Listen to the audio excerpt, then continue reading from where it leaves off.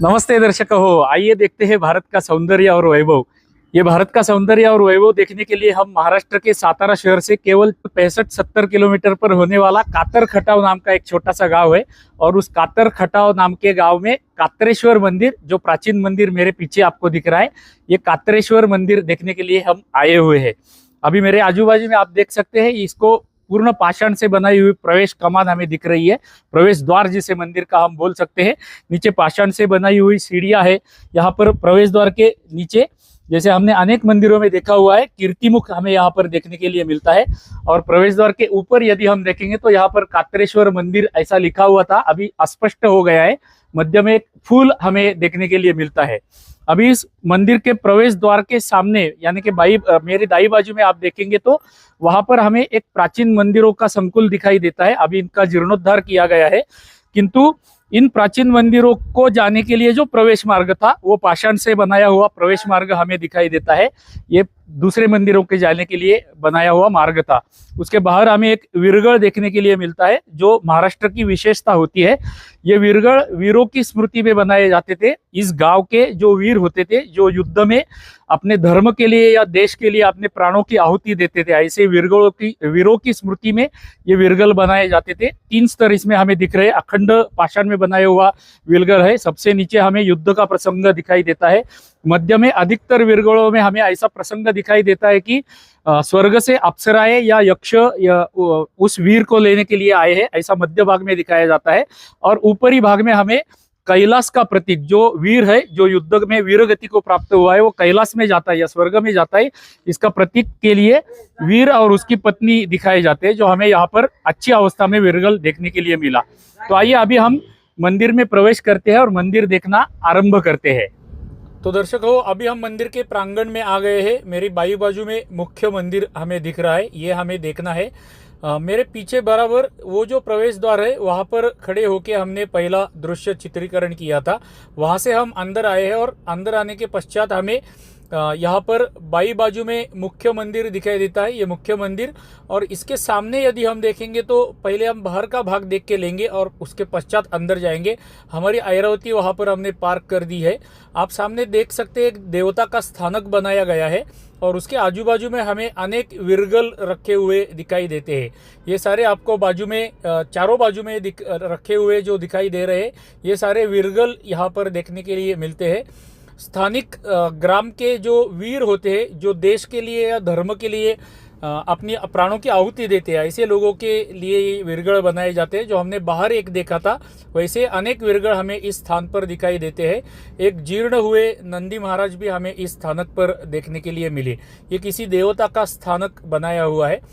उसके दाहिनी बाजू में अभी हम देखेंगे तो अंदर के मंदिर का जीर्णोद्धार अभी चालू है। इसके लिए मंदिर में प्रवेश वर्ज्य किया गया है।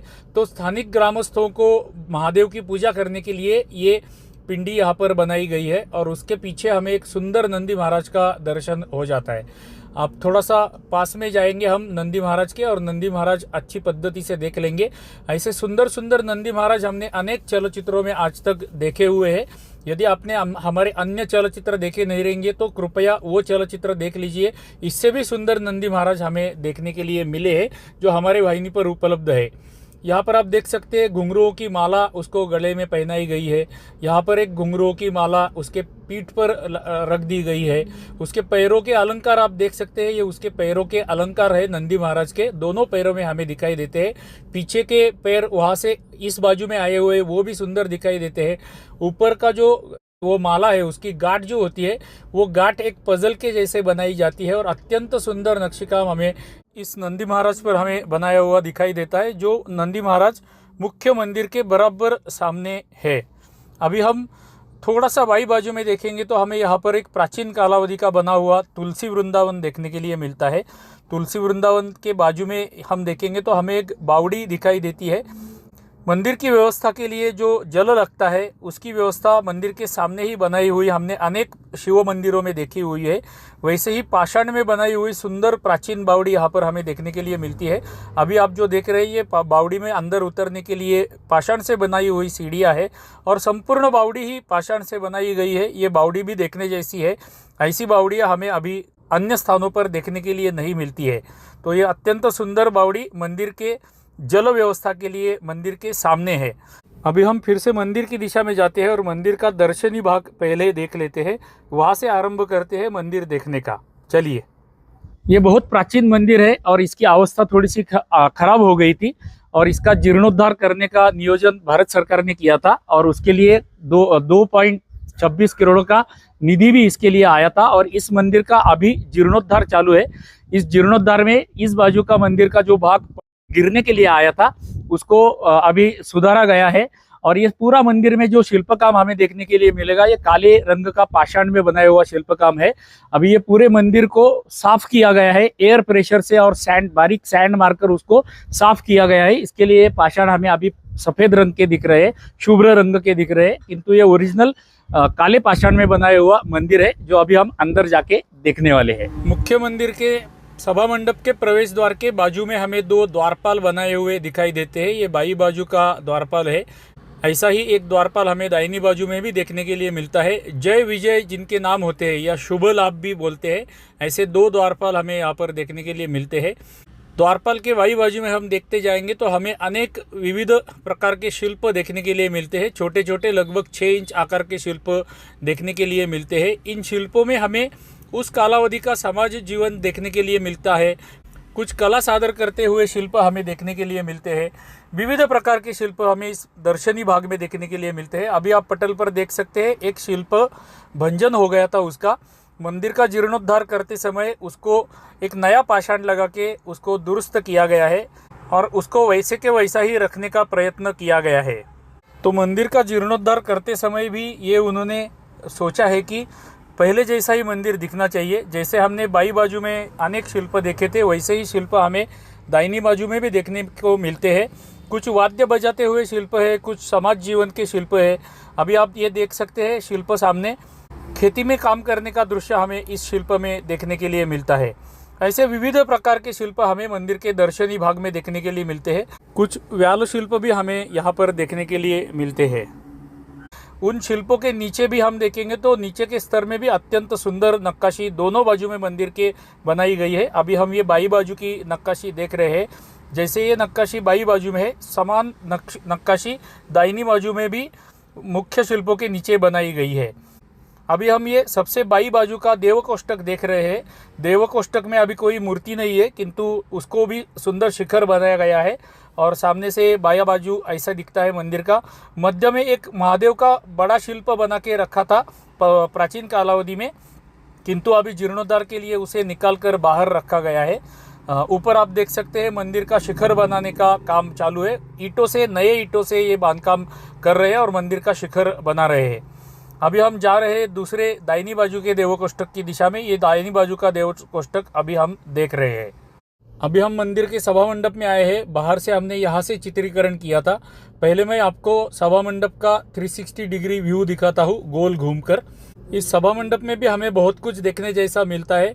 जैसे कि आप यहाँ पर देख सकते हैं अनेक स्तंभ हमें यहाँ पर देखने के लिए मिलते हैं। प्रत्येक स्तंभ पर सुंदर नक्काशी बनाई गई है। कुछ देव कोष्टक भी हमें देखने के लिए मिलते हैं। यहाँ पर ये दाहिनी बाजू का देव कोष्टक अभी हम देख रहे हैं, उसमें एक देवता की मूर्ति रखी गई है। ये देव कोष्टक को भी सुंदर शिखर ऊपर की दिशा में बनाया गया है। वैसे ही हम आगे देखते जाएंगे तो अनेक स्तंभ हमें देखने के लिए मिलते हैं। देव कोष्टक 2, 3, ये तीसरा देव कोष्टक और ये चौथा देव कोष्टक हमें देखने के लिए मिलता है। ये जो बाई बाजू वाला देव कोष्टक है ये विशेष देव कोष्टक है। अन्य 3 देव कोष्टकों से इसका आकारमान थोड़ा भिन्न है। यहाँ पर हमें सप्त मातृकाओं का शिल्प देखने के लिए मिलता है। बहुत कम मंदिरों में ऐसा सप्त मातृकाओं का शिल्प देखने के लिए मिलता है। हमने खिद्रापुर के कोपेश्वर मंदिर में ऐसा शिल्प देखा था और इस सातारा क्षेत्र के कुछ मंदिरों में ये शिल्प देखने के लिए मिलता है। सप्त मातृकाएं, उनके साथ में एक बाजू में गणेश जी होते हैं और दूसरे बाजू में महादेव होते हैं। अगले देव कोष्टक में हमें गणेश जी का सुंदर दर्शन हो जाता है। ये बाई बाजू का देव कोष्टक है गर्भगृह के, उसके नीचे एक मूर्ति रखी हुई है। ये जीर्ण हो गई है मूर्ति, इसलिए कौन से देवता की है और कहाँ की है इसका इतिहास हमें पता नहीं है, हम चिन्हित नहीं कर सकते हैं। गणेश जी से थोड़ा दाहिनी बाजू में हम जाएंगे तो हमें मंदिर का अंतराल दिखाई देता है। अंतराल से थोड़ा और दाहिनी बाजू में हम जाएंगे तो वहाँ पर भी एक देव कोष्टक में उमा महेश्वर की सुंदर मूर्ति का हमें दर्शन हो जाता है। और पहले सबसे पहले जो हमने देव कोष्टक देखा था वहाँ भी एक मूर्ति का हमें दर्शन हो जाता है। ऐसे 4 कोष्टक इस मंदिर में सभा मंडप में हमें देखने के लिए मिलते हैं। अभी हम यहाँ के स्तंभ देख लेते हैं। एक लाइन में सबसे पहली पंक्ति जो है उसमें 4 स्तंभ है। ऐसी 4 स्तंभों की 4 पंक्तियां है। तो कुल मिलाकर इस सभा मंडप में हमें 16 स्तंभ देखने के लिए मिलते हैं। सारे 16 स्तंभों पर उत्तम नक्काशी बनाई गई है। उसमें से एक स्तंभ हम देख लेते हैं ऊपर से। अभी आप देख सकते हैं यहाँ पर नाग देवता का शिल्प हमें देखने के लिए मिलता है। यक्षिणी होती है कुछ मंदिरों में और कुछ मंदिरों में नाग देवता मंदिर के ऊपर का भार इन्होंने अपने ऊपर लिया हुआ है, ऐसा दर्शाने के लिए होते हैं।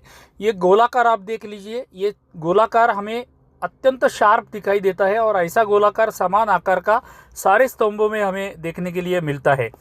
उसके नीचे यदि आप देखेंगे तो ये सुंदर नक्काशी बिना किसी आधुनिक मशीनरी के या बिना किसी आधुनिक शस्त्रों के ये सुंदर गोलाई अंदर से पाषाण काटकर बनाई गई है और सारे पाषाणों में, सारे स्तंभों में हमें सेम देखने के लिए मिलती है। अभी आप कल्पना कर सकते हैं इतने छोटे आकार का नक्काशी हमें बनाना है और एक भी त्रुटि करने की अनुमति नहीं रहेगी। एक भी त्रुटि हो गई तो ये पूरा स्तंभ फेंक देना पड़ेगा, क्योंकि अखंड पाषाण में बनाया हुआ एक स्तंभ होता है और इतना शार्प काम करना है तो हमारे पूर्वज कितने स्किल्ड कारागिर रहेंगे इसकी कल्पना आप कर सकते हैं। स्तंभ के सबसे नीचे भाग में कुछ शिल्प बनाए हुए हमें देखने के लिए मिलते हैं। चारों बाजू से मध्य के जो स्तंभ है उनमें ऐसे शिल्प देखने के लिए मिलते हैं। कुछ स्तंभों के नीचे के भाग में हमें फूल भी बनाए हुए दिखाई देते हैं। जैसे आप यहाँ पर देख सकते हैं एक फूल बनाया गया है। ऐसे विविध प्रकार के स्तंभ हमें यहाँ पर देखने के लिए मिलते हैं। अभी हम यहाँ की रंगशिला देख लेते हैं। रंगशिला जिसे हिंदी में बोलेंगे, चौकोनी आकार की रंगशिला हमें यहाँ पर देखने के लिए मिलती है। ये चौकोन है। अन्य मंदिरों में हमें गोल आकार की रंगशिला देखने के लिए मिलती है, किंतु यहाँ पर चौकोनी है। गर्भगृह में जो परमेश्वर होता है उस परमेश्वर के सामने अपनी कला सादर करने के लिए, जैसे नृत्य कला, गायन कला, वादन कला, ऐसी कलाएं सादर करने के लिए ये स्थान होता है और उसीलिए उसको रंगशिला कहा जाता है। रंगशिला के सामने हमें मंदिर का अंतराल दिखाई देता है और अंतराल के पीछे गर्भगृह है। वहाँ पर हमें जाना है, किंतु वहाँ पर जाने से पहले ऊपर का नक्काशी थोड़ा सा देख लेते हैं। अभी आप जो पटल पर देख रहे हैं सीमेंट में बनाया हुआ, आधुनिक जीर्णोद्धार करते हुए बनाया हुआ शिल्प है, क्योंकि मंदिर के अन्य भागों में ऊपर के भाग में ऐसे ही सुंदर शिल्प बनाए गए हैं।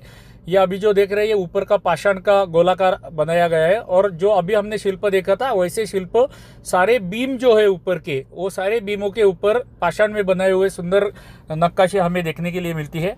सबसे मध्य में रंगशिला के बराबर ऊपर मंदिर का जो शिखर का अंदर का भाग है उसको 4 गोलाकार स्तर बनाए गए हैं और ये सारे शार्प 4 गोलाकार है और 4 गोलाकारों के मध्य में सबसे ऊपर हमें पाषाण में बनाया हुआ एक झूमर दिखाई देता है।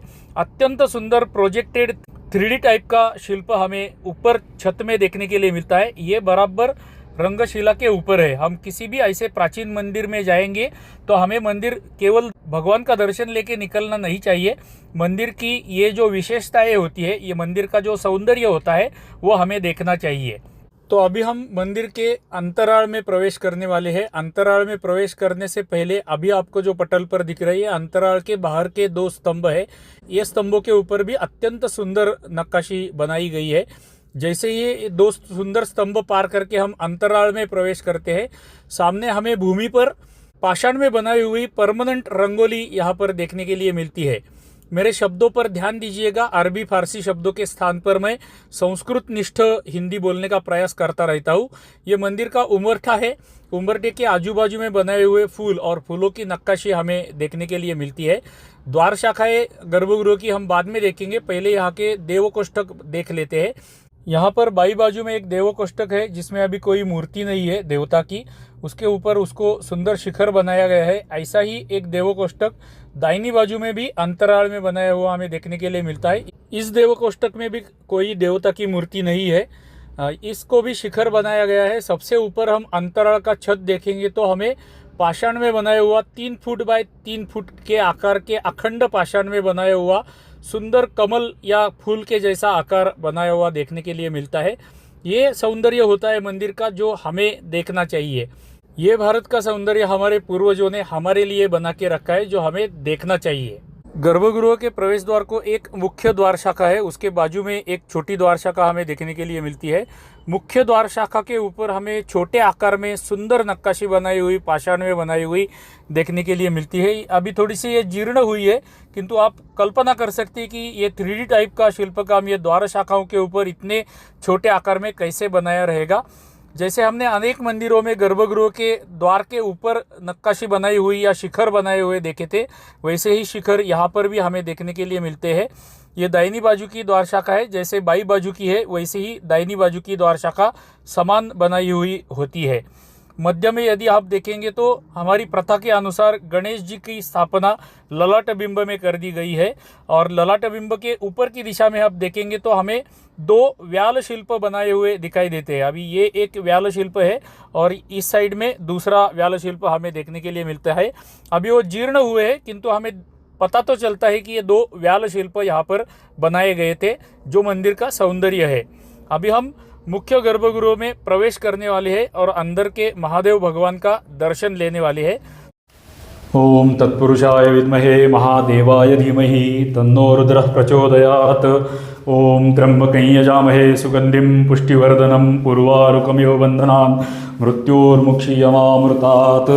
हर हर महादेव शंभो, हर हर महादेव शंभो, हर हर महादेव शंभो। अभी इस मंदिर के नाम की तथा इस गांव के नाम की आख्यायिका मैं आपको शॉर्ट में बताता हूँ। यहाँ पर आप देख सकते हैं एक रेखा बनी हुई हमें पिंडी पर दिखाई देती है। ऐसा कहा जाता है कि एक किसान खेती में नांगर चला रहा था, वो नांगर एक पाषाण को नीचे अटक गया। उसने थोड़ा सा खोद कर देखा तो अंदर ये पिंडी मिल गई। नांगर जहाँ पर लगा था उसकी ये रेखा यहाँ पर दिखती है, जो कैंची जैसी दिखती है। कैंची को मराठी में कातरी बोलते हैं, इसलिए इस गांव को कातर खटाव बोलते हैं। और इस महादेव मंदिर को इस रेखा के कारण कातरेश्वर मंदिर ऐसा नाम पड़ा हुआ है। ऐसी मंदिरों की आख्यायिकाएँ अथवा कथाएँ हमें अनेक स्थानों में देखने के लिए मिलती है या सुनने के लिए मिलती है। प्रत्येक मंदिर को ऐसी कुछ आख्यायिका या कथा होती है जो प्राचीन मंदिर होता है, और उनमें हमें ध्यान देना चाहिए। अभी हम मंदिर के गर्भगृह का छत देख रहे हैं। छत में भी अंदर सुंदर नक्काशी बनाई गई है। जैसे बाहर सभा मंडप को हमने देखी थी, अंतराल को देखी थी, वैसे ही सुंदर नक्काशी अखंड पाषाण में बनाई हुई गर्भगृह में हमें देखने के लिए ऊपर की दिशा में मिलती है। गर्भगृह को भी चार कोनों में चार स्तंभ बनाए गए हैं, उनके ऊपर भी थोड़ा सा नक्काशी काम बनाया गया है। ऐसे स्तंभ चार कोनों में चार है। इस मंदिर की एक विशेषता है जो अन्य कहीं भी मंदिर में हमें देखने के लिए नहीं मिलती है, वो अभी मैं आपको दिखाता हूँ। अभी आप जो पटल पर देख रहे हैं ये पाषाण में बनाया हुआ दिया है। ये दिए का आधा भाग गर्भगृह के अंदर है और आधा भाग मंदिर के बाहर की बाजू में हमें मिलता है। कल्पना ऐसी है कि मंदिर के बाहर से दिए के लिए जो तेल लगता है वो तेल बाहर से लोगों ने डालना है, और अंदर उस दिए की बाती रहेगी, उसको तेल मिलता रहेगा। तो बिना मंदिर के गर्भगृह में प्रवेश किए हुए भी बाहर से कोई दिए के लिए तेल दान कर सकता है या तेल डाल सकता है। ऐसी सुंदर और कल्पक व्यवस्था हमारे मंदिर में देखने के लिए मिली। ये ऐसी व्यवस्था दिए कि किसी भी गर्भगृह में आज तक हमें मंदिर में देखने के लिए नहीं मिली थी, इसलिए आपको ये विशेष व्यवस्था दिखाई। और ये भी एक मंदिर का सौंदर्य और विशेषता और वैभव है। मैं थोड़ा सा दूर जाके आपको ये दिया दूर से दिखाता हूँ, ताकि आपको एग्जैक्टली कल्पना आ जाए कि ये दिया कैसे दिखता है और ये दिए की व्यवस्था कैसी है। अभी आप जो पटल पर देख रहे हैं ये मैं दिए का दूर से दृश्य आपको दिखा रहा हूँ। अभी हम मंदिर के गर्भगृह से बाहर निकलेंगे। अभी हम बाहर जाके मंदिर की गोमुख की व्यवस्था देखेंगे, फिर चलचित्र की इतिश्री करेंगे। अभी हम गर्भगृह की दाहिनी बाहर की बाजू देख रहे हैं। यहाँ पर पूर्व कालावधि में गर्भगृह में जो अभिषेक किया जाता है उसका तीर्थ बाहर आने का मार्ग रहेगा। यहाँ पर नीचे गोमुख रहेगा और गोमुख के नीचे गोमुख का कुंड रहेगा। अभी ये जीर्णोद्धार चल रहा है मंदिर का, इसलिए यहाँ पर पाइप लगाकर बनाया गया है मंदिर के तीर्थ की व्यवस्था, किंतु प्राचीन कालावधि में यहाँ पर गोमुख रहेगा। मंदिर का शिखर बनाने का काम चालू है। शिखर बनाने के लिए प्राचीन कालावधि में जैसी ईंटें प्रयोग की जाती थी वैसी ईंटें हमें यहाँ पर रखी हुई देखने के लिए मिली। नॉर्मल जो महाराष्ट्र में ईंटों का प्रयोग होता है उनका आकारमान भिन्न होता है। प्राचीन कालावधि की दिखने के लिए ऐसी विशेष आकार की ईंटों का यहाँ पर प्रयोग करने के लिए जा रहा है मंदिर का शिखर बनाने के लिए। तो आशा करता हूँ कि महाराष्ट्र के सातारा क्षेत्र में कातर खटाव नाम के एक छोटे से ग्राम में होने वाला ये कातरेश्वर मंदिर हमें अत्यंत अच्छा लगा।